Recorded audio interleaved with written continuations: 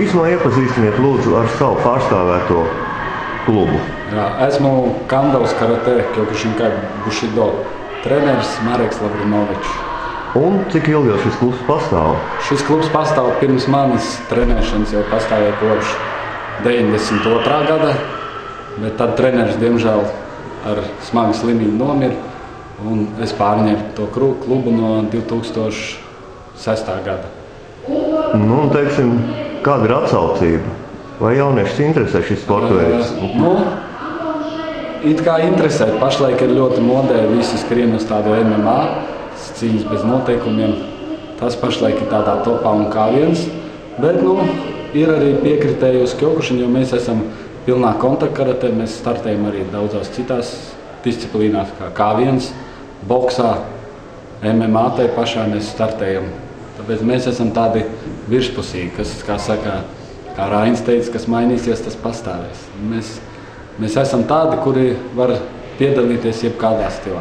Izņemot tādā judo, kur ir tikai metieni un tveriņi, jo mums tādas lietas nav, mēs tikai sitam. Kā šis jaunietis, teiksim, mainās? Viņš atnāk, interesi rodās. Un kāds viņš pēc tam kļūst, patrenējoties? Viņš kļūst nosvērtāks, jo viņš paliek tāds pārliecinātāks par sevi.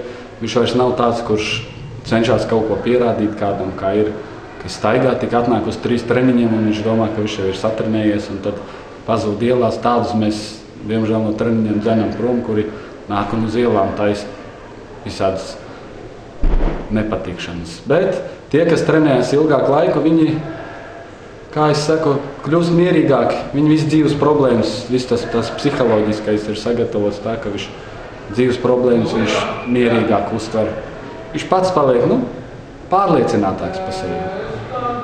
Tā, un trenējās un attīstās. Cik bieži notiek treniņi? Mums Kandavā notiek tā, kā es pats esmu no Tukuma, es braukāju, tad pašlaik notiek 2 reizes nedēļā. Bet, kas zina, varbūt ar laiku kaut kas mainīsies, redzēs. Bet pašlaik ir 2 reizes. Vai paši arī rīkojat uz vietas sacensības? Jā, mums ir katru gadu es rīkoju Arni Kraukļa piemiņas kausu, tas ir bijušais treneris Kandavas, rīkojam piemiņas kausu viņam. Un šogad janvārī būs jau 7. Arņa kauss. Nākamgad janvārī. Vai ir centusies arī kāda jauniete atnākt? Jā, šodien jūs redzēsiet, pie maniem trenējās Karina Kārkliņa. Viņa gatavojās uz Eiropas čempionātu. Mums tagad būs U22 līdz 22 gadi. Eiropas čempionāts, tur brauks no mana kluba 2 sportisti, Aigars Buga un Karina Kārkliņa. Vai tas ir jūsu kluba lielākais sasniegums pagaidām? Lielākais sasniegums, es teiktu, ir 3. vieta Eiropas čempionātā klubā. Tas ir Aigars Buga pagājušajā gadā guva Eiropas čempionātā.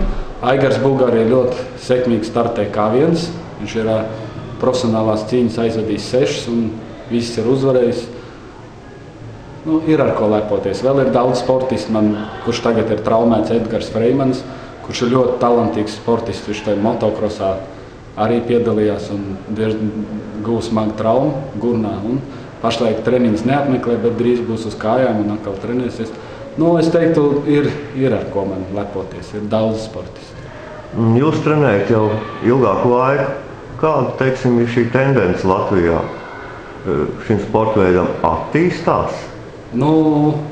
Es teiktu, ka lēnā garā, cik kāds atbalsts ir arī.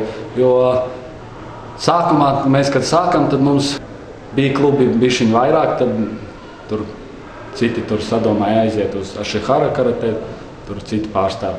Bet, diemžēl ir tāda lieta, kad valsts bišķiņ mums tā ir tāda lieta, kad es teiktu varbūt, ka viņi tā kā vainīgi ir vai kā, jo mums ir tādi sportisti, kas trenējās jau diezgan ilgu laiku, 11 gadus, pienāk viņam 18, 19, viņš aiziet mācīties, izmācās un, diemžēl, 1. vietā ir tas darbs, tā naudiņas pelnīšana un 2. vietā jau paliek sports, un līdz ar to mēs tā attīstīties nevaram, kā mēs gribējam. Jo mums ir daudz sportisti jau tādi, kas pabeiguši sporta akadēmijas, un vēl viņiem ir jāpelna naudiņu, lai ģimeni uzturēt. Šis ir izteikts cīņas sporta veids, vai ir kāda noteikuma, ko ikdienā pieaudzis jau šis sportists nedrīkst pielietot? Es jau saku, kā nedrīkst pielietot uz ielām, Drīkst tikai aizstāvēties vai aizstāvēt kādu citu. vairāk jau viņš neko nepielieto, jo viņš ir izlādējies treniņos, viņam pat negribās neko pielietot. Nosvērtāk, kā jau saku, paliek cilvēki, kas sportā.